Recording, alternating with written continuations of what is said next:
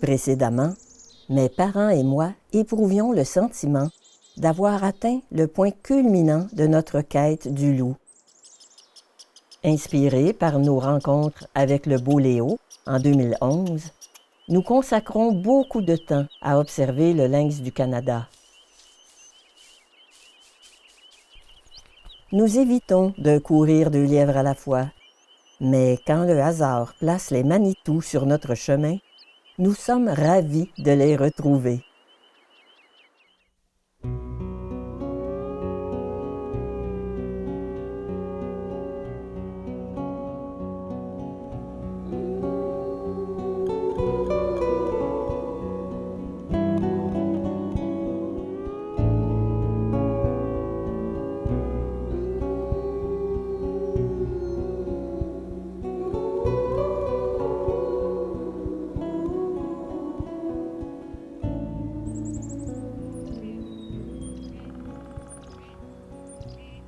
Les nouvelles sont bonnes au pays du loup.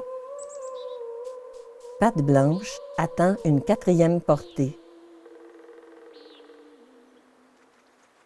Son compagnon, Yawata, prend des allures de patriarche au milieu des siens. La mue printanière n'enlève rien à notre plaisir d'observer la meute. Âgé de 2 ans, notre cher Robin est toujours présent. Nous avons aussi aperçu le jeune Wawa, Tamara et le magnifique Shadow. La clairière du cul-de-sac est très animée, surtout avant que les Manitous se dispersent pour la nuit.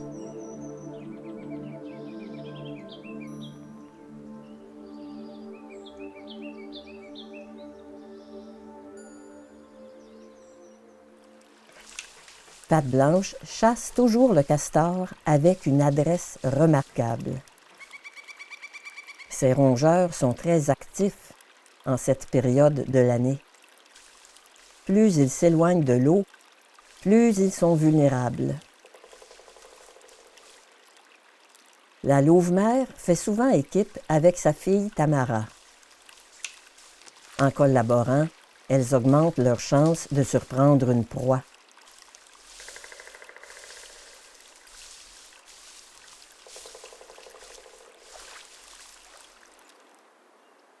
Croiser les Manitous, alors que nous ne les cherchons pas, s'avère une douce ironie. Par exemple, hier, nous étions dans la vallée des Orignaux en compagnie d'un lynx du Canada, quand soudain, un loup est apparu.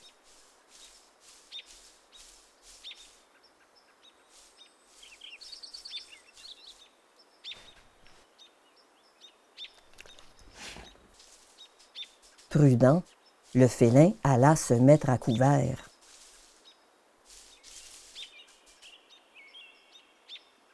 Le hasard fait bien les choses. Revoir Anouk nous a remplis de joie.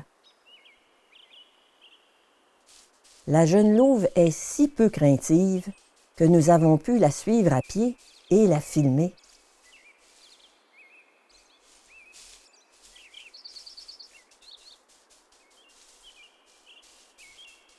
Anouk n'a pas remarqué la bécasse d'Amérique, parfaitement camouflée dans son environnement.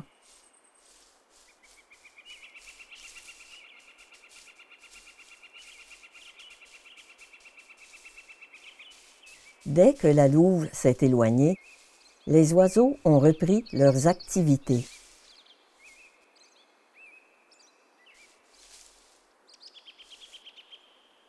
La bécasse et le pic flamboyant trouvent leur nourriture dans le sol.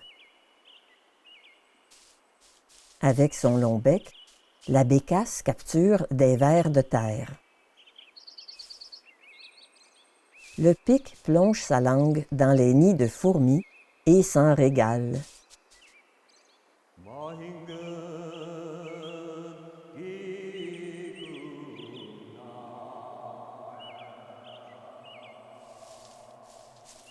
Si quelqu'un nous avait vus, il aurait cru que nous nous baladions avec un chien. Anouk marchait lentement, en adaptant ses foulées aux nôtres. Elle restait près de nous, un comportement inhabituel pour un loup. La situation tenait du rêve.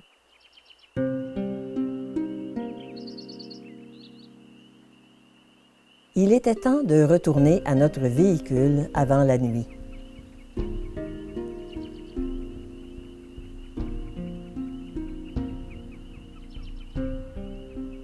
Anouk nous a escortés jusqu'à la route.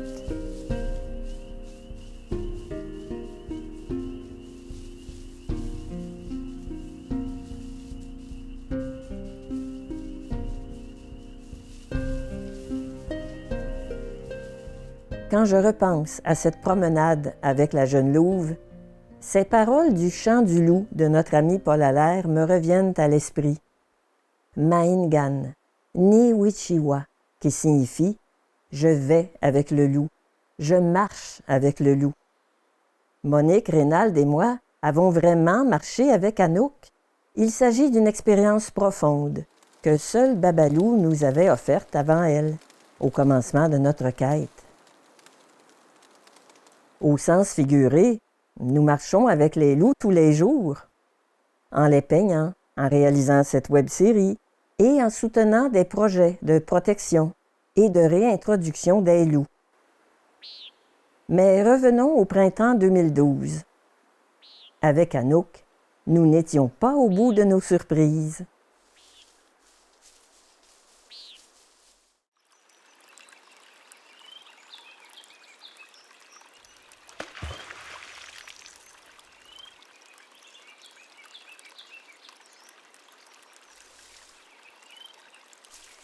Surgit de nulle part, Anouk vient d'effrayer le castor que nous observons depuis un moment.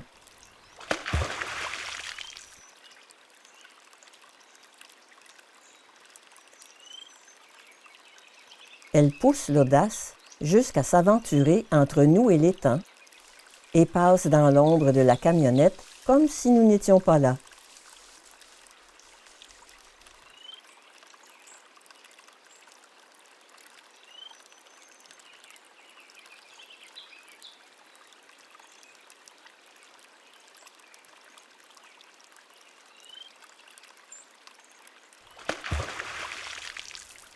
À première vue, son comportement ne rime à rien. Les castors la surveillent. Elle n'a donc aucune chance d'en capturer un. Mais Anouk a sans doute une bonne raison de se montrer. Et si c'était une diversion? Un second loup.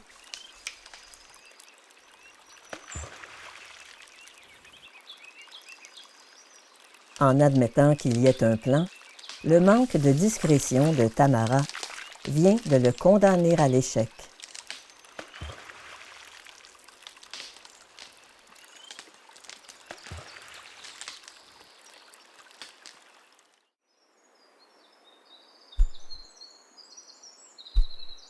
Ce coq gélinotupé tambourine pour signaler sa présence et attirer une femelle.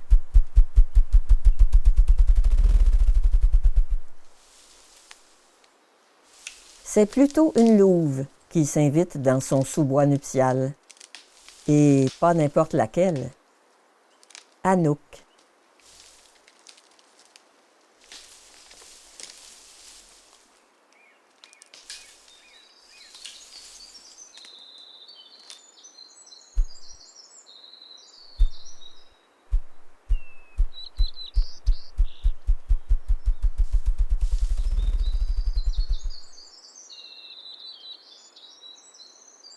Cette fois encore, Anouk fait équipe avec sa sœur Tamara.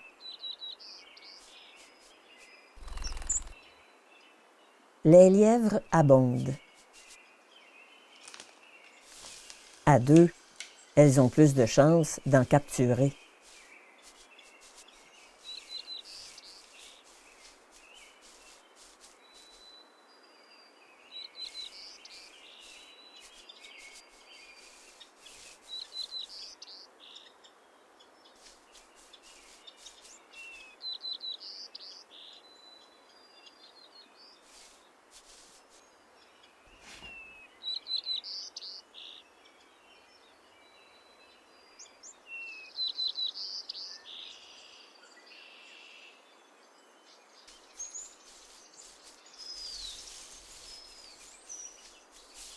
Mais aucune chasse n'est facile, même pour un duo de loups. Grâce à l'évolution, les espèces proies conservent une longueur d'avance sur leurs prédateurs, ce qui assure la survie de tous les habitants du pays du loup.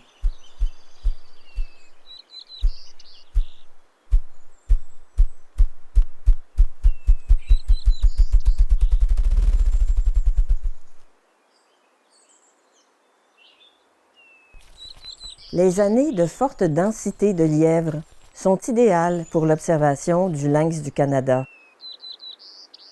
Au printemps 2012, nous faisions le guet pendant des heures dans les zones propices qui offraient un champ de vision assez large. Un vieux chemin forestier de la région des Tourbières répondait parfaitement aux besoins du tournage.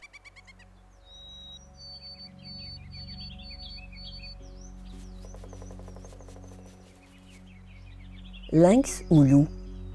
Nous sommes comblés quand l'un d'eux se présente devant la caméra, comme le fait Shadow. Ce serait étonnant qu'il parvienne à capturer un lièvre.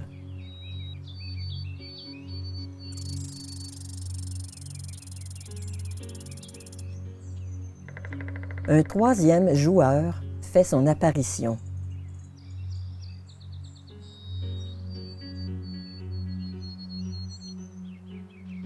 La vue du porc-épic n'est pas très bonne. Il va son chemin avec confiance, protégé par les milliers de dards couvrant son corps.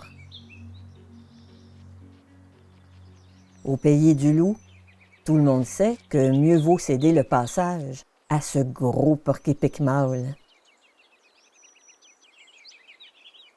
Le rongeur soupçonne un intrus. Il marque alors son territoire en laissant ses odeurs sur la végétation.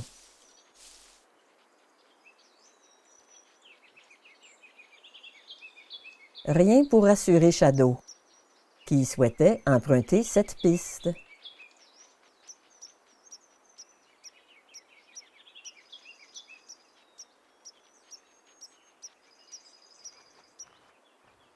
Le loup ne commettra pas l'imprudence de s'en prendre à cette boule de piquant qui marche vers lui d'un pas aussi déterminé.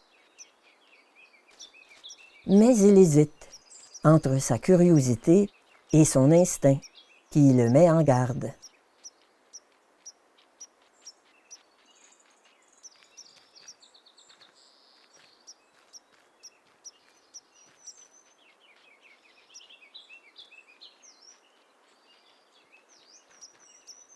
Revenir sur ses pas est une mauvaise idée. Monsieur Porc-Épic finit par réaliser qu'il se dirigeait droit dans la gueule du loup.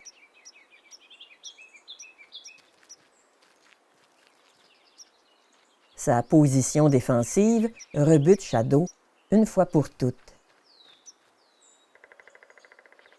Chacun part dans une direction opposée.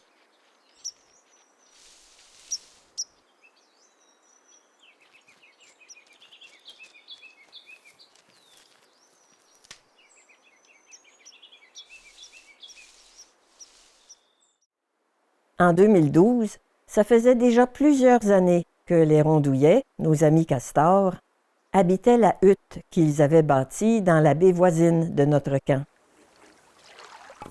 Une occupation aussi longue témoignait de la richesse de leur territoire.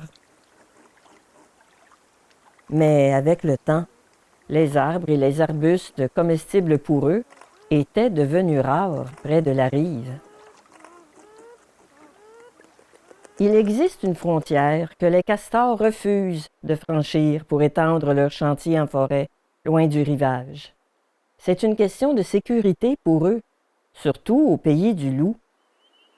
Le patriarche avait ouvert de nouveaux chantiers à l'autre bout du lac, et nous comprenions parfaitement ce que ça voulait dire. Les Rondouillets allaient déménager. Et ça nous rendait vraiment tristes. Rien ne serait plus pareil sans leur présence à proximité du camp. Vu que notre quête principale, celle du loup, avait atteint son apogée en 2011, l'idée de notre propre départ faisait lentement son chemin dans notre esprit, et ça malgré la rébellion de notre cœur, qui avait tant de racines en ces lieux.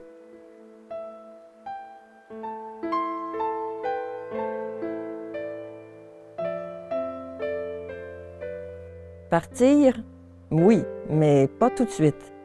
Pas avant que Patte Blanche et sa famille ne referment eux-mêmes la porte sur leur monde. Et surtout, pas avant d'avoir appris à mieux connaître le plus secret des habitants de cette région sauvage, le lynx du Canada.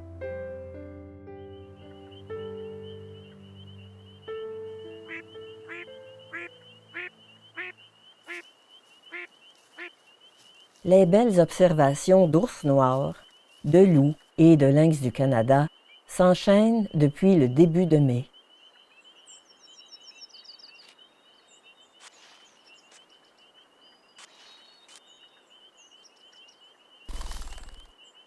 Embusquée au milieu d'une clairière, cette femelle lynx est à l'affût de sa proie favorite.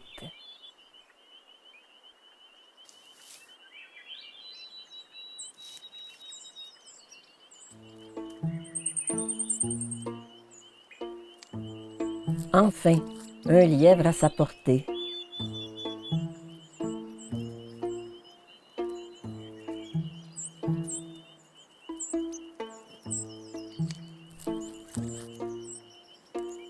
Elle doit s'approcher sans faire de bruit.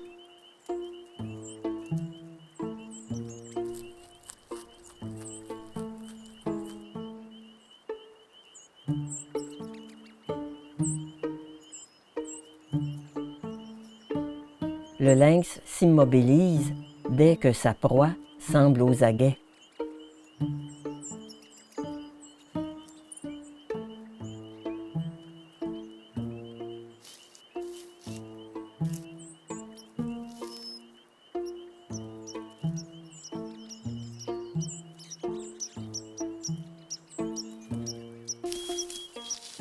C'est raté. Possiblement à cause des cris d'alarme du bruant à gorge blanche qui ont alerté sa proie.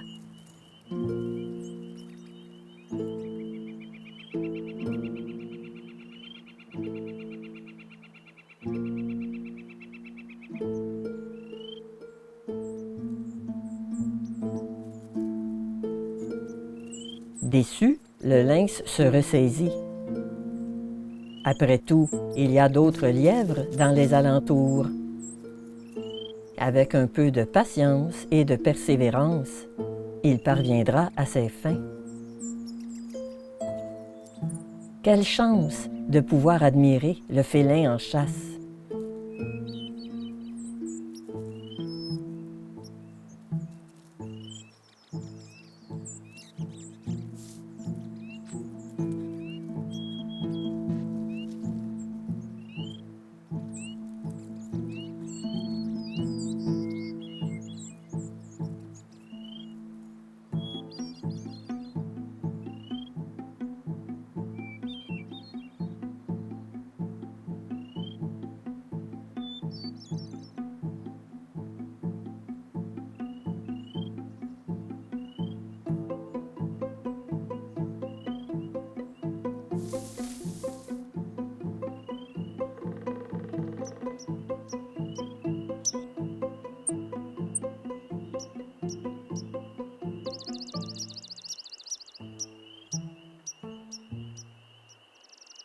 Encore raté.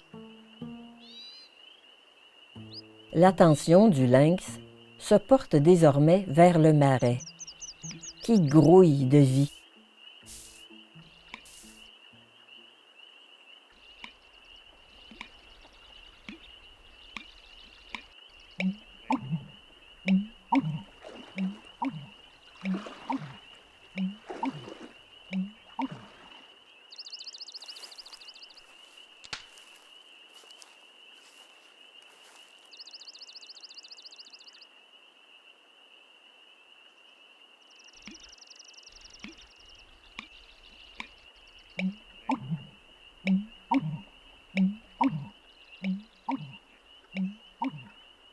Le lynx s'en va, mais nous décidons de rester pour observer l'orignal et le couple de grands Arles.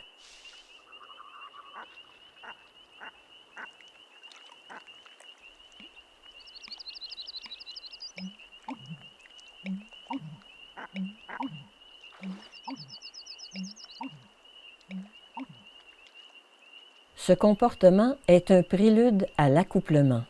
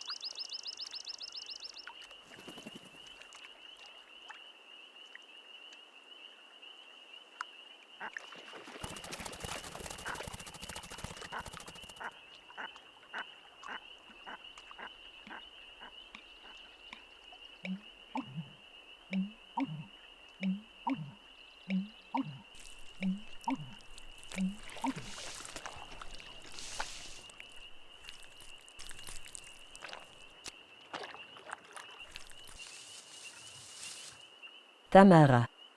Nous ignorons depuis combien de temps la jeune louve est là.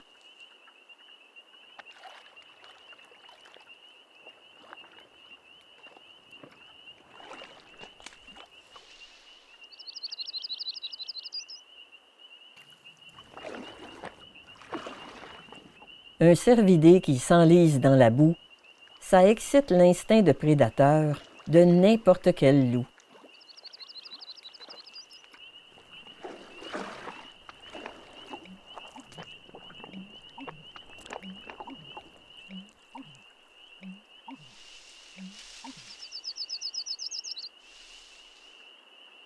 Après cette journée bien remplie, il s'est mis à faire chaud.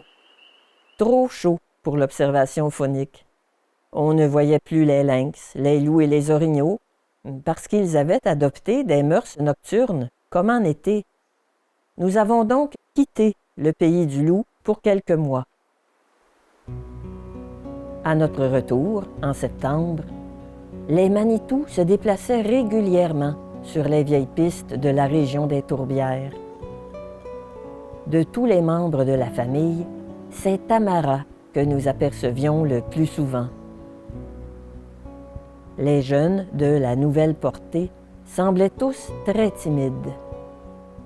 À notre connaissance, ils étaient seulement 3, un nombre vraiment faible en comparaison des 2 portées précédentes, où Patte Blanche, Hiawatha et le reste de la meute avaient élevé 7 petits.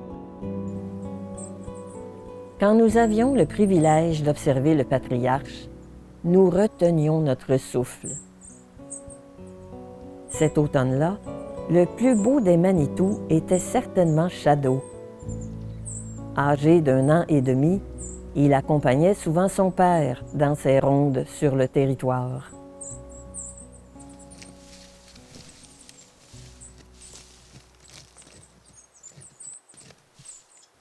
Les Manitous avaient probablement une carcasse dans les environs. Cela expliquait peut-être pourquoi le leader de la meute marquait le site avec autant d'insistance.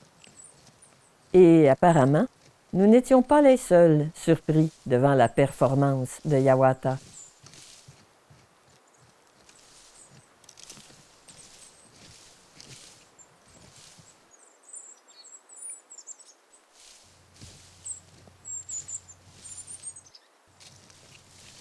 Ce bon gros loup prenait de l'âge. C'est la dernière fois que nous l'avons vu.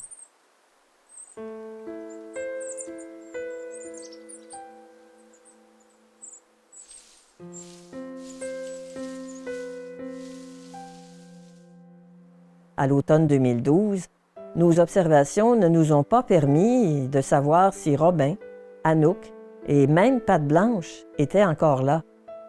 Nous devions nous rendre à l'évidence. La porte du monde des loups se refermait.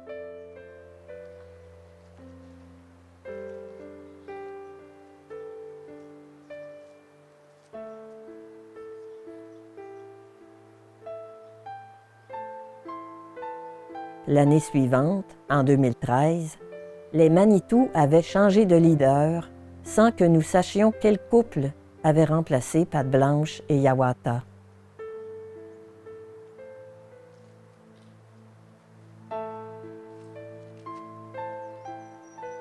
La meute était de nouveau composée d'esprits, de fantômes insaisissables, quasi impossibles à apercevoir.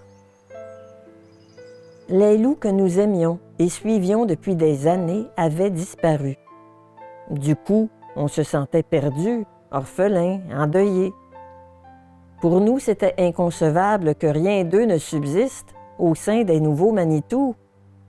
L'héritage de Patte Blanche et de Hiawatha ne pouvait pas avoir été effacé en un seul hiver. Après plusieurs mois de guet pour observer le lynx, une rencontre en octobre nous a apporté une immense consolation.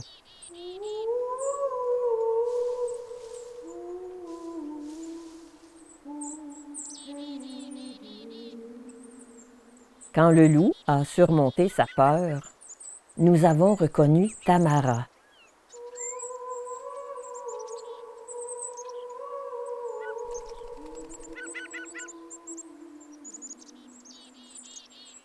En la regardant, je comprenais que Patte Blanche, Hiawatha et tous les anciens de la meute des Manitou vivaient en elle.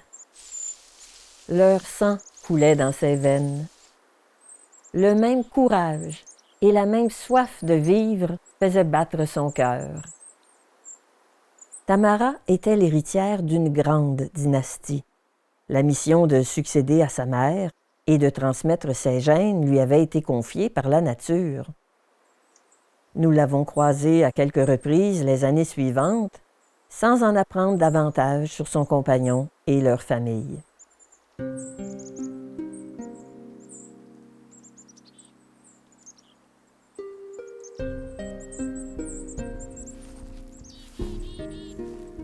Monique, Rénald et moi étions prêts à entamer une nouvelle étape. Remplir la promesse que nous avions faite à Patte Blanche en nous consacrant prioritairement à la défense des loups et du monde sauvage.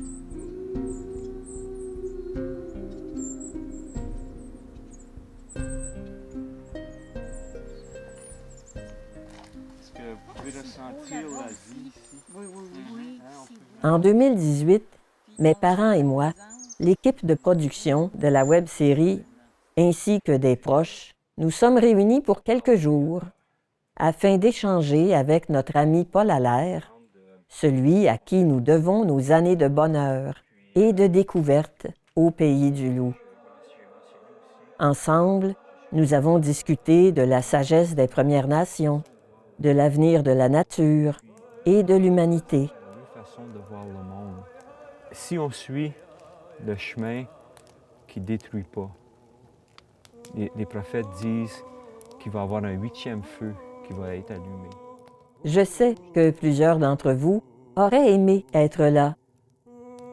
J'ai le plaisir de vous annoncer que nous allons partager les moments forts de cette belle rencontre en complément de la web-série. Je vous donne rendez-vous en 2026 pour découvrir des aspects étonnants de notre aventure au pays du loup.